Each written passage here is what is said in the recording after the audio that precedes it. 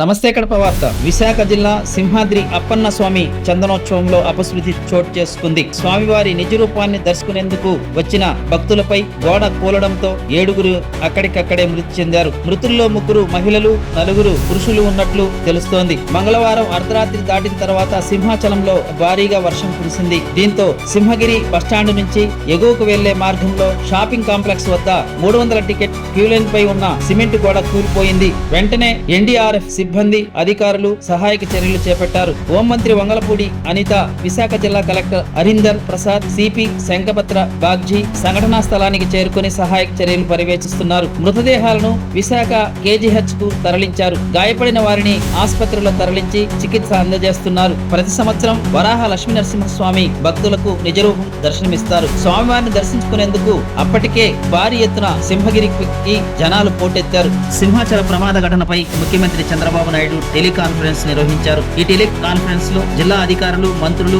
ఆనం రామనారాయణ రెడ్డి, డోలా బాల Veeranjaneya Swamy, Vangalapudi Anitha, Anagani Satyaprasad, MP Bharat, Simhachalam దేవాలయ ధర్మకర్త అశోక్ గజపతిరాజు తదితరులు పాల్గొన్నారు. మృతుల కుటుంబానికి ఏపీ ప్రభుత్వం ఎక్స్గ్రేషియా ప్రకటించింది. ఒక్కొక్కరికి 25 లక్షల రూపాయలు చొప్పున పరిహారం ఇవ్వాలని నిర్ణయించింది. అలాగే చెత్తగాత్రులకు 3 లక్షల రూపాయలు చొప్పున పరిహారం ప్రకటించింది. బాధిత కుటుంబ సభ్యులకు దేవాదాయ ధర్మాదాయ శాఖ పరిధిలోని అవుట్సోర్సింగ్ ఉద్యోగం ఇవ్వాలని ప్రభుత్వం నిర్ణయించింది. ఘటనపై 3 సభ్యులతో కమిటీ విచారణకు ఆదేశించింది. సింహాచల అప్పన్న చందనోత్సవం సందర్భంగా గోడ కూలిన ఘటనపై ప్రధానమంత్రి నరేంద్ర మోడీ స్పందించారు. ప్రాణ నష్టం జరగడం చాలా బాధాకరమని తన ప్రగాఢ సంతాపం తెలియజేశారు. గాయపడిన వారు త్వరగా కోలుకోవాలని కోరుకుంటున్నారని ఆయన అన్నారు. మృతుల కుటుంబాలకి PMNRF నుండి 2 లక్షల పరిహారం ప్రకటించారు. అలాగే గాయపడిన వారికి 50,000 రూపాయలు నష్టపరిహారం అందజేస్తామని మోదీ వెల్లడించారు.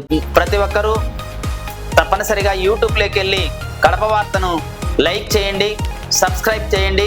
ఇట్లు మీ జి రమణయ్య, ఎడిటర్, కడప వార్త.